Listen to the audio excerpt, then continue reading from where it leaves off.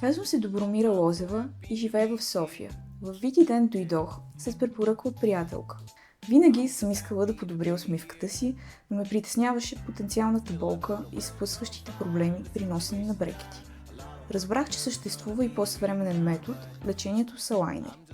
При него се оказа, че няма смисъл да се тревожа за болка, дискомфорт, кога и как се храни. Свикването с алайнерите е безпроблемно, а удобството да ги свалиш винаги, когато има нужда, е много освобождаващо.